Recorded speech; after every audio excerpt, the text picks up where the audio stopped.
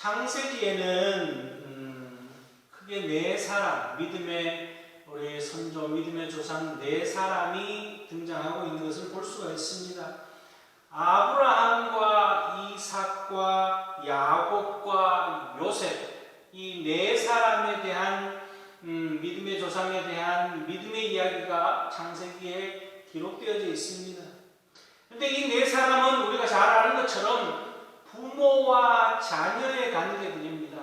즉 다시 말하면 부모의 믿음이 자녀에게 이어지고 또한 그 자녀에게 이어지며 그 자녀에게 이어지는 것을 볼 수가 있습니다. 부모로서 자녀에게 믿음을 유산으로 물려주는 것이 얼마나 소중한지를 창세기 전체를 통해서 우리가 또한 깨닫게 됩니다. 오늘 본문 말씀 우리가 잘 아는 것처럼 아브라함에게 하나님께서 그 아들 이삭을 모리아 산에 가서 바치라, 제물로 드리라고 하는 내용이 기록된 말씀입니다. 오늘 하나님께서는 아브라함 그 사랑하는 아들을 모리아 산에 가서 바치라고 명령함을 통해서 오늘 아브라함의 믿음을 시험하고 있는 모습입니다. 정말 하나님께서 잔인한 하나님으로 이삭을 드려지기를 원하고 계시고 또한 아브라함은 맹목적인 신앙으로 이삭을 드리는 것이 아니라 하나님께서 얼마나 아브라함의 믿음이 있는지 시험하고 있는 그런 모습이기도 하죠. 오늘 결론적으로 아브라함은 이 하나님의 시험을 잘 통과함을 통하여서 온전한 믿음의 조상의 모습에 들어가고 또한 오늘 이 사건을 통해서 이삭 또한 하나님을 믿는 믿음이 얼마나 소중한지를 인생의 가장 귀한 경험을 하게 되어지는 그런 사건이라고 볼 수가 있습니다. 오늘 말씀 2절 말씀을 보면은요, 여호와께서 이르시되 내 아들 내 사랑하는 독자 이삭을 데리고 모리아 땅으로 가서 내가 내게 일러준 한 산 거기서 그를 번제로 드리라, 그렇게 말하고 있습니다. 그런데 하나님께서 아브라함에게 뭐라 그러냐면은 내 아들 내 사랑하는 독자 이삭이라고 그렇게 표현하고 있죠. 너가 사랑하는 아들, 너가 정말 사랑하는 그 아들, 하나님이 보시기에 이 100세에 얻은 이삭을 아브라함이 하나님보다 더 사랑하는 것처럼 그렇게 비춰지고 있음을 말씀하고 있습니다. 즉 다시 말하면 하나님보다 더 사랑한다는 것은 우상화, 자식이 우상화되어져 있는 그런 모습으로까지 비춰지고 있다라는 거죠. 오늘 이 아브라함의 모습은 아브라함만의 모습이 아니라 오늘을 사랑하는 우리 모두의 모습이기도 합니다. 여러분 자녀들을 얼마나 사랑합니까? 세상 그 무엇과도 바꿀 수 없을 만큼 자녀를 사랑합니다. 자녀에게 다 줘도 아깝지 않을 만큼 우리네 부모님들은 어릴 때부터 자녀들을 애지중지하며 그렇게 기르시고 또한 양육하며 장성해서 결혼을 하고 혼례를 올리고 하는데도 다 줍니다. 다 주고 나중에는 손자 손녀까지도 다 돌봐주시는 그 희생적인 모습이 우리 부모님의 모습입니다. 그런데 그것이 정말 자녀들이 봤을 때 그 부모님의 희생적인 모습을 통해서 하나님의 사랑, 예수 그리스도의 사랑을 깨달으면 좋은데 그것이 아니고 이게 지나쳐서 하나님의 사랑보다도 이 자녀가 앞서는 그런 부모의 모습을 자녀들에게 보여서는 안 된다는 것을 우리가 오늘 말씀을 통해서 깨달을 수가 있죠. 그렇게 하나님께서는 아브라함의 믿음을 시험하시며 아브라함이 정말 이삭보다도 하나님을 더 사랑하고 계시고 믿음의 조상이라고 하는 호칭을 줘도 될 만한 믿음을 가지고 있는지를 오늘 말씀을 통해서 우리에게 깨닫게 하고 있습니다. 그러면서 오늘 말씀을 통해서 또 하나 놀라운 교훈을 우리에게 주십니다. 아버지 하나님의 모습, 아브라함의 모습 속에서 아버지 하나님이 우리를 어떻게 대하고 계시는지, 우리를 어떻게 사랑하시는지를 오늘 말씀 속에서 우리에게 또한 깊은 진리를 깨닫게 하고 있습니다. 오늘은 그 두 가지를 우리가 깨닫고자 합니다. 그 첫 번째는요, 아버지의 희생적인 사랑의 마음을 우리가 볼 수가 있습니다. 오늘 이 하나님의 명령대로 이삭을 데리고 모리아산으로 올라가는 그 과정 속에서 가장 큰 희생자, 결국 이삭을 명령대로 이삭을 제물로 드려야 하지만 정말 희생자는 아들 이삭이 아닌 아버지 아브라함이라는 것을 우리는 발견할 수가 있습니다. 자, 하나님의 명령대로 아침에 일찍 일어나서 이제 아들을 데리고 가려고 합니다. 그런데 오늘 3절 말씀을 보면은요, 아브라함이 아침에 일찍 일어나 나귀의 안장을 쥐고 두 종과 그 아들 이삭을 데리고 번제에 쓸 나무를 쪼개어 가지고 떠나 하나님이 자기에게 일러주신 곳으로 가더니, 그렇게 말합니다. 하나님의 명령대로 이제 아들을 제물로 드리기 위해서 나무를 팹니다. 쪼갭니다. 나무를 쪼개는 그 모습 속에서 아브라함의 마음 심정은 어떻겠습니까? 나무를 쪼개서 제단을 쌓는 그 나무를 준비하면서 아마 그 마음이 갈기갈기 찢어지는, 나무를 쪼개는 것이 아니라 그 마음이 다 쪼개지는 그런 모습이 이 아브라함의 모습이었을 거라는 거죠.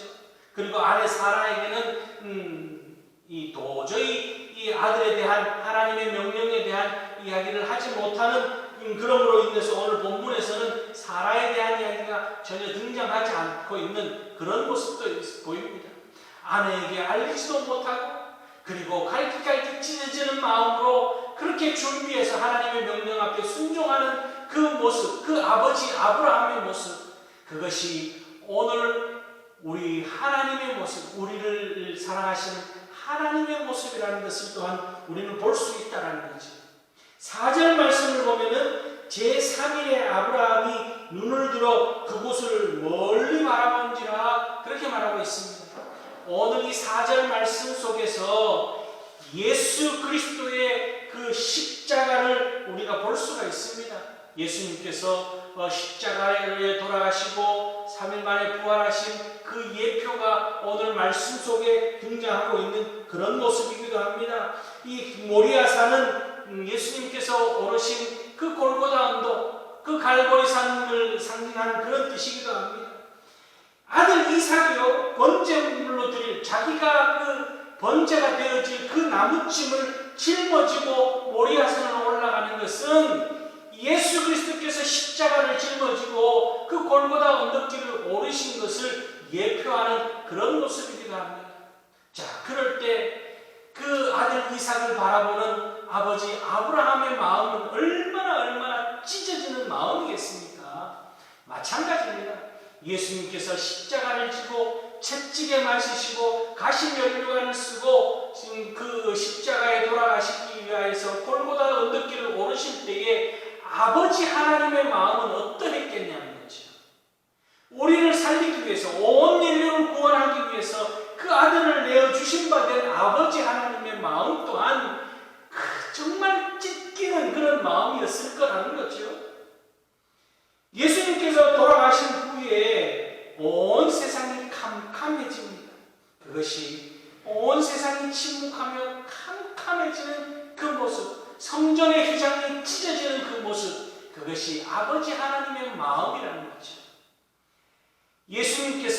물론 예수님께서 십자가의 고통을 당하시고 우리를 위하여서 채찍에 맞으시고, 그리고 손에 발에 못박힘을 당하고 창에 찔려서 피를 쏟으시고 물을 다 흘리시고 돌아가신 주님의 그 크신 사랑과 그 크신 희생, 그 크신 고난을 우리가 잊어서는 안 되지만, 예수님의 그 고난과 예수님의 희생과 함께 아버지 하나님의 사랑과 아버지 하나님의 희생, 아버지 하나님의 그 찢어지는 마음이 우리를 향하고 있었음을 우리는 아브라함의 모습 속에서 오늘 우리가 볼 수가 있습니다.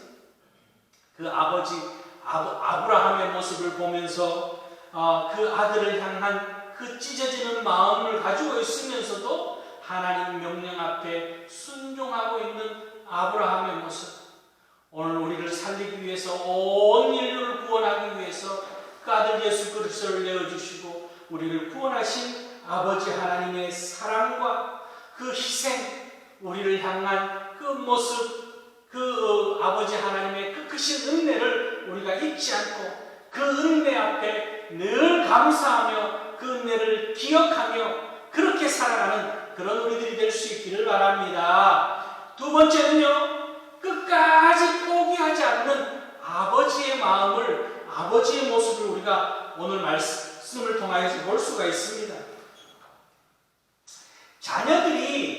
여러분 자녀들이 곁길로 나아갈 때 세상에 많은 사람들은 친구들도 그 도저히 안 된다, 저 친구는 도저히 안 된다, 또 세상적으로 선생님들도 쟤는 안 되겠다 라고 포기하지만, 그러나 부모는 그렇지 않습니다. 부모들은 끝까지 자녀를 포기하지 않는 것이 부모의 모습이죠. 부모의 마음이죠. 세상의 사람들이 다 포기해도 포기하지 않는 것이 부모의 모습입니다. 오늘 본문 말씀에서 아브라함 또한 이삭을 포기하지 않는, 그저 하나님의 명령 앞에 순종함으로 인하여서 자녀를 포기하고 하나님 앞에 드리는 모리아산으로 가는 그런 모습이 아니라 끝까지 이삭을 포기하지 않는 믿음의 모습을 보이는 것이 이 아브라함의 모습입니다. 5절 말씀을 보면은요, 이에 아브라함이 종들에게 이르되 너희는 나귀와 함께 여기서 기다리라. 내가 아이와 함께 저기 가서 예배하고 우리가 너희에게로 돌아오리라. 이렇게 말씀하고 있습니다. 종들에게 이제 내가 이삭과 함께 가서 예배하고 돌아오겠다, 그렇게 말하고 있습니다. 자, 아들 이삭을 번제물로 바치고 나면은 같이 돌아올 수가 없습니다. 그럼에도 아브라함은 돌아오겠다, 그렇게 말합니다. 그리고 7절 말씀에 가서 이삭이 아브라함에게 묻죠. 번제에 쓸 나무도 있고 불도 있는데 재물은 어디 있습니까? 이삭이 묻습니다. 그럴 때 아브라함이 뭐라고 했냐면 하나님이 친히 준비하실 것이다, 그렇게 대답하고 있습니다. 그만큼 이미 아브라함의 믿음 속에서는 하나님이, 오늘 우리가 읽은 이 22장 앞서서 21장, 20장에 보면은 하나님께서 약속하신 말씀이 기록되고 있습니다. 하나님께서 아브라함에게 약속하신 그 말씀을 아브라함은 믿었다라는 거죠. 그 말씀의 내용이 히브리서 11장에 또 나오는데요. 히브리서 11장 17절 이하의 말씀에서 뭐라고 이야기하고 있냐면 아브라함은 시험을 받을 때에 믿음으로 이삭을 드렸으니 그는 약속들을 받은 자로되 그 외아들을 드렸느니라.